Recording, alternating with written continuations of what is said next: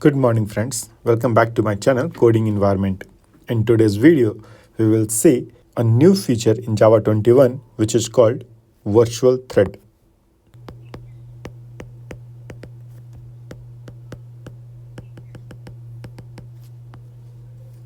This is a Java 21 feature, and what exactly it is. So before we go and see what is virtual thread, we have to understand how the legacy threads works in Java. So if I'm coming into the threading part, there is basically two kinds of threads in application. If you see, there is one OS thread, and this is also called a kernel thread, and there will be a platform thread. Okay, so we have two kinds of thread. You can see here, one is your OS and kernel thread, and the other is your platform thread. Okay, now this platform thread is nothing but your JVM thread. Now whenever you create a thread in Java, right, it creates a platform thread. Okay, so first it creates a platform thread here, and what it will do, it will try to invoke a thread into your OS and kernel thread. So it will create a thread into your OS also. So now you can see there is one thread which is your JVM thread, and there is other thread which is your OS thread. Okay, and by design, your JVM thread will have a one-to-one mapping with your OS thread. So this is one-to-one mapping. So how many threads you'll create in JVM, it is going to create the same number of threads into the OS also. So here are seeing the limitation, right? So the number of threads which we can create in any application is limited by your OS thread. Okay, and here is a problem. So for any operating system, the number of threads is limited. So here it has a limited threads which can be created in any operating system. So suppose one application is there and it wants to create 1 million thread. Okay, how it is going to do it? Because your OS thread is not going to support 1 million threads, right? And also the other problem with this legacy one is like the resource utilization. Now just assume that you have a web application where we have a one thread per request design. Okay, so just assume that you have one web application. Okay, so this is your one web application.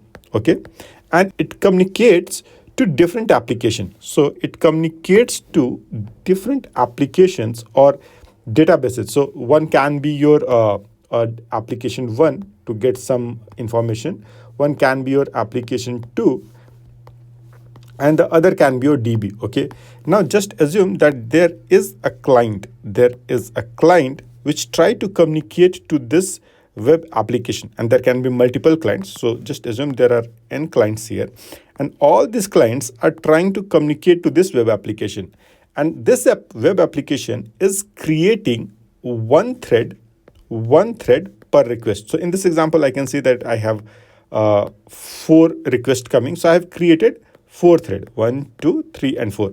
And now for this 4 thread in your OS also, there will be 4 threads will get created. And the way it works is like it will go and try to get data from the application 1. Similarly, this will also go and try to get data from the application 2. This can go and try to get data from the application from DB, and so on. Okay, now just assume that these calls are the blocking calls. Okay, these calls are blocking calls. Now how your thread will work, just assume how your thread is going to work. Now if this is the life cycle of your thread, and I'm just dividing into different timelines. Now the way it's going to work is like, for just assume that this is your running time and this is your thread is in the sleeping time or something. So what will happen? It will call to the different application. Suppose application 1, it called to get the data, and by the time it is getting the data, your thread will be in sleeping state, right? If again after doing some operation, this thread is again coming into your running state, and again it is running, and again it can go into the sleep state. So again it go into the sleep state based on your its blocking call, right?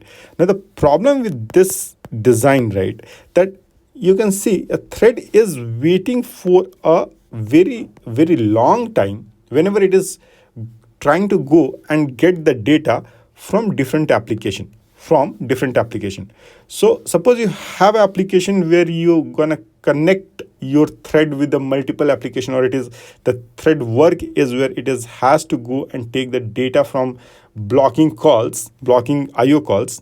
In this case, these threads are not good. Also, we cannot scale this thread. So we cannot scale because the number of threads can be created by this application is limited by the OS number of threads supported. So let's see how virtual threads is going to solve this problem. So we have one platform. So just assume that we have one platform here,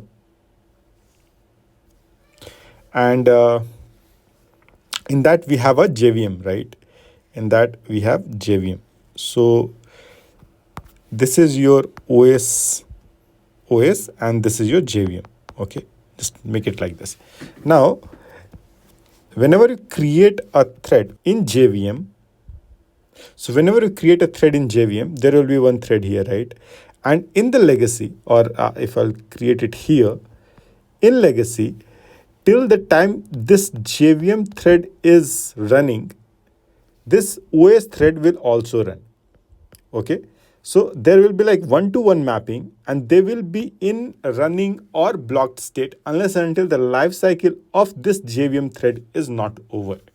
Now, just because in this case, if you see here, this is the life cycle of your JVM thread, right? Now you can see here there is a lot of resource not getting utilized during the thread is in sleep state. Now, to solve this problem, if we have something called virtual thread, so this is your virtual thread, I will mark it as a V. Now how it will work is like whenever you create a virtual thread, it will not go and suddenly start it. Okay, we have to start the thread just like a normal thread. So whenever you create a virtual thread, right, just assume that you have created a virtual thread, it will go and create a JVM thread internally, and then JVM thread will go and create a OS thread, and then OS thread is going to do the work. Now just assume that it is going to call one app to get the data. Now it called to get the data, and this is a blocking call. Okay, now this is a blocking call. In this case, what this JVM is doing, right, this will detach this virtual thread from this JVM thread, and then it will pick the other virtual thread. Okay, so this virtual thread, this V1 will be in blocked state, and it will be kept in memory. Okay, it will be kept in memory, and again your JVM is going to pick the other thread and do the work. Again, if this is also going into your blocked state, then it is going to put this back into the memory and going to pick this virtual thread from the memory. So here if you see, there is multiple virtual threads. So here if you see, there is multiple virtual threads which is getting tied to single JVM thread. So this is the benefit or biggest advantage of scaling our application, where one JVM thread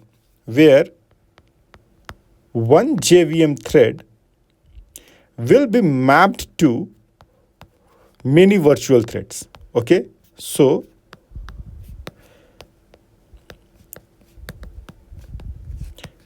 which will be mapped to many virtual threads. So this is the biggest advantage. Now suppose in previous or legacy environment where we are not able to make more than like number of threads which is supported by OS. So suppose your OS was supporting, just for assumption, 1,000 threads, your JVM is limited to create only 1,000 threads, right? But in this case, because your virtual thread can be mapped to, because your many virtual threads are mapped to single JVM thread, we can create a more number of threads which is not limited by your OS thread. Okay. I hope you understood this video. If you have any doubts, please write it in comment section. And if you have understood it successfully, please write understood. If you like this video, please press the like button and subscribe to my channel to see more videos like this. Till then, have a great day and goodbye.